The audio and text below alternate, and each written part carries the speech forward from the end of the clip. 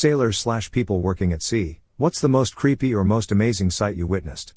Oftentimes in the Navy I'd stand on the fantail and watch the ocean. Once we had 100s, probably around 400 dolphins riding the carrier's wake. They followed us for 3 days. In the middle of the Pacific, it's so dark and there's so little light pollution. You can see reds, browns and faint blues of gas clouds in the starscape. Another time I was watching the water at night. They say it draws you in, and it really does. You look at this pitch black void, with only the wake or turbulence of the water catching light, and intrusive thoughts of jumping in just naturally occur. It's mesmerizing, especially if you're alone. At night during one of these events I saw blue glowing water, what I now know was bioluminescent algae, and inside this rather massive patch of blue glowing water were squid, that appeared to be maybe 15 to 20 foot long. You could catch their outline by the light from the water. I stared at what was multiple squid passing by for minutes, what seemed like an eternity, and then the light started going away in the spot I was staring. There was still a lot of glowing water, we weren't headed out of it. But this patch gets darker and darker and darker until pitch black. A solid 15 seconds of intense curiosity. Suddenly a lot of turbulence and a whale surfaces. It had snatched up all the squid.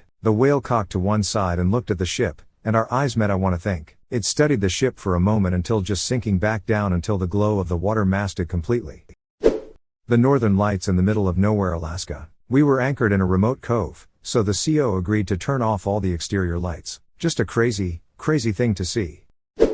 Giant spears plunging in and out of the sea. In the Gulf of Alaska, I have seen some shit. But one of the most terror-inspiring things I've seen are what can happen with some of the loose logs from the logging trade. Sometimes when a big log gets loose from a raft, it becomes partially waterlogged and floats small end up. So you have this 4-foot diameter telephone pole in the sea, sticking up 40 feet into the air. No biggie, shows up on radar, and easy to spot. Now, give that pole 20 years of floating around or so. It rots in such a way that it becomes sharpened to a perfect point by wind and waves, and looks quite menacing. Now, put it in a gale with 25-foot waves, 50 feet trough to peak, and it becomes a towering spike of death that shoots up from the sea every 15 to 20 minutes, out of nowhere, 60 feet into the air, only to plunge down into the dark depths waiting to skewer some unsuspecting boat in a few minutes when it thrusts out of the ocean again. It is a genuinely terrifying sight, rare, but not so rare that I haven't seen two in one season. It's like the spiked dick of Neptune looking for an opportunity to fuck your shit up in a particularly terrifying way. Fresh out of college I got a job in Cambridge, Massachusetts, or so they said, as an architect designing whatever. Ended up doing oil rigs, and one beautiful morning there were sharks going under the main platform like always, but there were 2 dead sharks. Next morning 3 new dead, then 4 the next day, then a steady 4 or 5 a day for a week or 2. They would float up under the see-through deck that looked much like a metal colander. Crew would have to punch them down so the current could catch them with a large pole. What made it really weird was they looked like they had heart attacks or died in their sleep. No marks or bites or anything. The guys on the rig had all kinds of theories. Then one morning, while in a room that was completely submerged and had a beautiful view as we sat in a meeting, everyone got to see the reason the sharks were dying, like viewing it on a movie screen. This octopus had made itself a home between the base and the deck. A shark was swimming by in a cruising fashion, and we see these tentacles grab it right in front of the glass and snap it like a glow stick. The marine biologist smiled and said octopus is literally doing that to entertain themselves, like because he can. The marine biologist lowered a dive camera and this octopus was huge. The crew would joke about it thereafter. People would smoke on the deck at night and people would say don't let the octopus in. Seeing those tentacles was just insane for their length, and to think about how a shark is mostly muscle and the octopus would just snap em was kinda scary. In the pitch black of night, in the middle of the vast emptiness of the sea, you see the stars filling the heavens, and more shooting stars than you would expect streaking to the earth with their fiery tails. As your eye draws down to the water, you find that somehow the ocean is darker and emptier than the sky. Your eyes strain for a glimpse of anything, but ultimately you only catch glimpses of strange and mysterious creatures lively swimming just beneath the surface, occasionally peeking above the surface or triggering flashes of bioluminescence that disappear as suddenly as they appear. Was on watch and a lookout reported a ship on fire on the horizon. Looked through my binos and saw what they were looking at. Looked like a plume of flame really far away, just over the line of the horizon. Went and consulted the astro books and discovered that it was actually moonrise. The tip of the crescent was coming up over the astronomical horizon, and was bright red-orange. Still very cool. I've also seen the Flying Dutchman illusion, dolphins swimming through bioluminescent waters that look like glowing torpedoes, meteor hits near the ship, lightning hitting the mast, waterspouts in the Caribbean, and the green flash at sunset. Many more things as well. Being at sea is just plain trippy. I was engineer and first mate on a converted LCM-80, LCM-8, in the fish trade. We operated in the Gulf of Alaska, Prince William Sound, and Bristol Bay Fisheries as a tender, taking salmon and herring from smaller boats and villages in for processing on land. We had a regular spool windlass on the back, and for some reason, the company thought this made us equipped to tow a 220-foot barge from Whittier, up through the Aleutian Islands at False Pass, and around to Bristol Bay and back each year. The Gulf of Alaska can be a cruel place sometimes, and at 4 knots max speed towing the barge, we got caught in a doozy. We tried sheltering behind an island, can't remember, we were working our way up the Aleutian Peninsula, but even so were unable to hold against the wind and got pulled out. The little windlass on the back deck was getting pulled off and ripping a hole in the engine room in the process. Eventually, in 25-foot seas, we let go the barge and just tracked it and followed it on radar, figuring we'd recover it when things calmed down in a few days. In the horrific days that followed, during which I must have vomited twice my body weight lol, we nearly got rolled once and took on about 10,000 gallons of water in one of our compartments. So, good times. On the last really bad night, I was on watch in the wheelhouse while the captain slept, about 3 a.m., and we were rolling 33 to 37 degrees, losing 2 knots against the gale by the Lauren. Yes, it was a while ago lol, with the barge popping in and out on radar about 4 miles in our lee. Suddenly, the whole ship reverberated and shook with a thunderous boom, and I was sure we were done. We'd obviously hit something hard. I woke the captain and the deckhand, our entire crew lol. 15 minutes later, still no sign of flooding in any compartments or other alarms, but I noticed the Lauren lost signal, and I wasn't having any luck on the SSB trying to call in for a possible rescue. Yeah, right lol. The deck lights wouldn't come on, and we had a couple of popped breakers in the nav lights. After a while, it became obvious we weren't sinking, so we went about our watches just keeping an eye on things. At first light, I roped off and went on deck to see WTF, and then I saw what had happened. The World War II surplus LCM-80, Vietnam-era LCM-8, sorry, I misremembered that, had a deck house at bulwark level, and a pilot house and stateroom built above that. So the roof of the pilot house was a good 25 feet above the water. Mounted to the steel of the pilot house was a 4-inch steel pipe that went up a few feet to a 3-inch steel crossmember,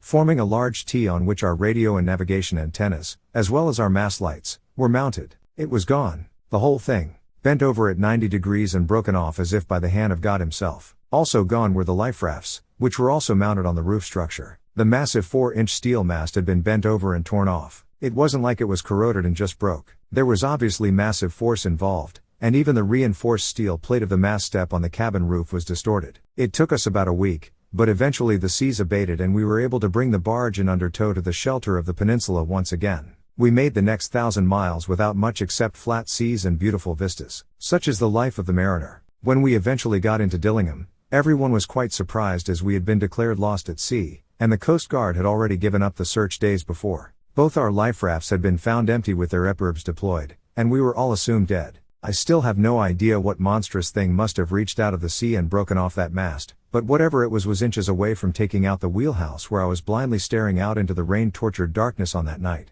Shit still haunts me. Edit. Some things I remembered wrong. LCM-8, not 80-75 feet long with the mods it had. Vietnam era, not World War II. Set up with a full-height engine room, 2x8 to 71 diesels, 1x371 genset, 2x4 to 71 genset. Deck house at gunwale level with galley, head, shower, and double stateroom. Above that a pilot house with captain's stateroom. Decked over with tanks and reefer system for fish hauling. In the USCG, was in the Eastern Pacific in February 2017. The bioluminescence at night was unlike anything I'd ever seen. Sailing the Caribbean you get the glittering speckles in your wake, but in this water the stern wake glowed very bright, almost made it pointless to be running darkened ship. The bioluminescence was so much so that even fish in the water activated it. I remember a ghostly, glowing cloud silently move in toward us where we were taking it all in on the fantail. Then just as silently it moved away. We could see larger glowing clouds, likely a school of fish, then a glowing streak, maybe tuna or something come flying into the glowing mass and the school would explode like fireworks underwater. Saw this occur a few times. It was amazing. Another time we were in the Caribbean, middle of the night at flight quarters. I was on the fire party and we were staged on the forecastle. We were kind of bored waiting for the helicopter come back. All of a sudden this massive meteor hurtles by overhead completely turning night into day for a second. We were all in disbelief. The people wearing NVGs were a little ticked, though. Was standing topside watch on a dark night when the sky suddenly turned bright. For about 3 seconds something was incoming that lit all the weather decks up like daylight. This sparked quite a reaction on the bridge and in operations. We were forward deployed during wartime although not in a region where active fighting was expected. For a moment people scrambled, fearing we had been targeted for a surprise missile attack. Then the sky went dark again just as suddenly as it had began, leaving us safe and alone again. Yet there was still a whole bunch of commotion on comms as people jabbered stuff that amounted to Whiskey Tango Foxtrot. The only crew member who saw what had really happened was me. "It's a meteor, it's a meteor, it's a meteor." Had to repeat the report several times before anyone paid attention. A meteor had come down almost directly above us, then broken up into 3 pieces as it burned up in the atmosphere. It was like a fireball. That put on quite a light show into the ocean on a moonless night at dark 30 in the middle of, expletive, nowhere. Astronomers call these bolides. It might even have been a superbolide, but it isn't on the list of recorded superbolides. We may have been the only ship that saw it.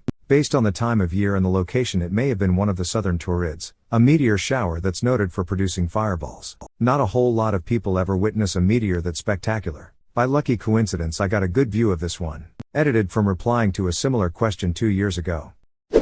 I used to work on an Atlantic salmon farm a few miles out to sea. Best job I ever had. Creepy. We were round at the second site, other side of the island to the main site, and this one was being left fallow for a couple years, so just required some maintenance every now and then, was used for storage. Me and my brother were there late afternoon to check some ropes or moorings or something, I can't remember, when all of a sudden there was this really strong electrical, copper smell and the place went silent. It was flat calm, relatively clear skies, so it wasn't a thunderstorm coming in. For some reason this smell really freaked us both out, and we both felt like we were being watched by something, and there was a kind of strange feeling, atmosphere to the place where it just seemed off. After a couple minutes it went away and the atmosphere returned to normal. We were pretty glad to get back to the main site, but never experienced anything like that again. Really weird. Awesome. This one is hard to describe, but sometimes we would have to pull super long 18 to 20 hour shifts at harvest time. This involved starting sometimes at 2 a.m. and working until late in the evening. There wasn't actually loads of work the whole time.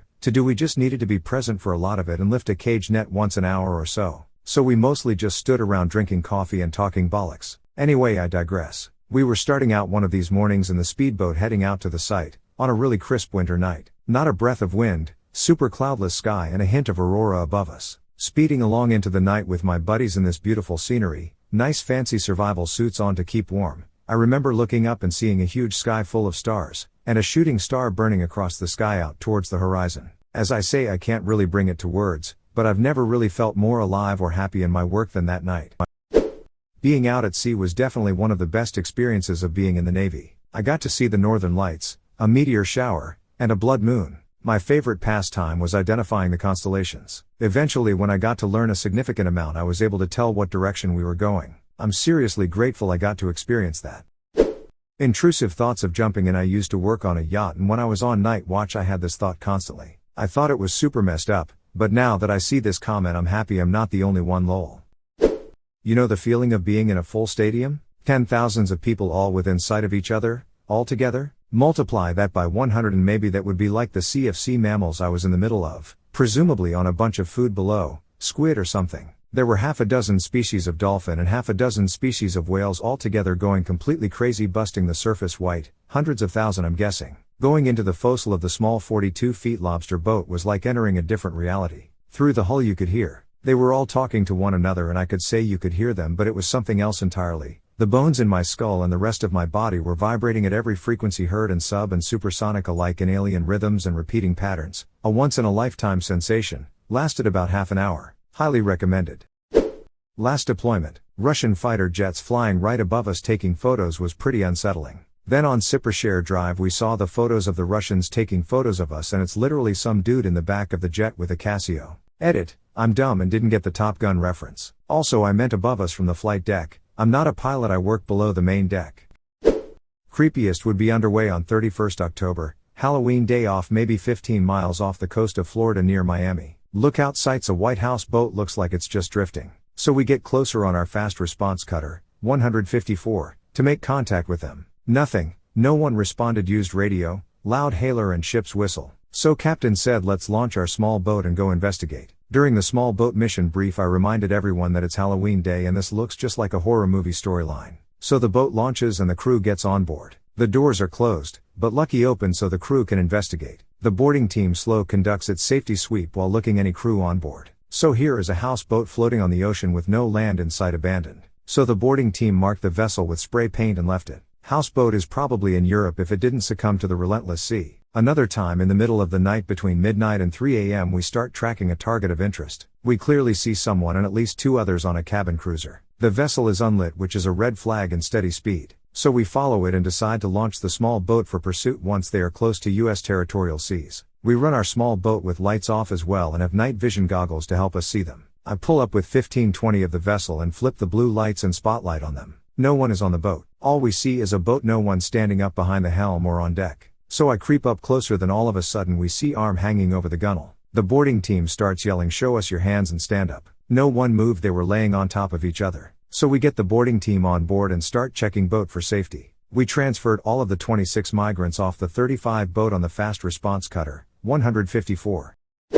I sometimes work on a fishing boat during the summers for a bit of extra cash, and here's a few of my stories that you might be looking for. Keep in mind that some of them are dark. 1. The floater. Whilst fishing during the night, we heard something hit the boat. Now, of course, sometimes it's just some wildlife that couldn't see it in the dark, but we still went to look. I shone a flashlight into the water, only to see a person's body, face up, floating there. Needless to say, I freaked the fuck out and nearly dropped the light. We reported it. Authorities came. We never found out what happened, but the theory we had was it was related to some sort of sinking, due to the life jacket they had on. 2. The fox. This one's not so scary, freaky, or dark. We were fishing close to an island, and saw something orange in the water. Now, my buddy thought it was just garbage, until it moved its head up. Turns out it was a fox. It came close to the boat, and I grabbed it and brought it aboard. Poor thing must have been treading water for ages, because it fell asleep in my arms. We released it on land after it had woken up. 3. Palatine sighting.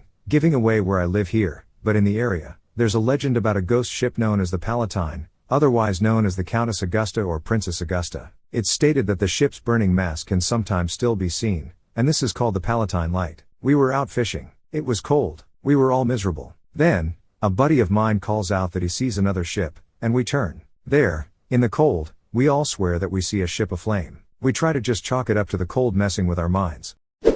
My dad was competing in a marlin fishing comp near Weipa, the pointy top bit of Australia. Battled a fish for 4 hours. They catch and release. As it neared the boat, crew ready to haul it on board and a camera team went in for the tight shot, hanging right over the edge. The marlin breached the water and then a huge great white shark breached under it. Full length above the water, inches from the crew's faces. Shark took the whole marlin, plus a big bite out of the boat. All caught on camera. Everyone was pretty shaken for a while after. I'll never forget the pics of the bite mark, exactly like people do to crackers, with individual tooth marks, but a meter plus wide. Edit to add, sorry, footage was the property of the TV station who was filming. I have an old VHS tape of it somewhere. I should get it digitalized. I'm betting there are plenty of similar incidences on YouTube though. Those fishing boats carry rifles for a reason.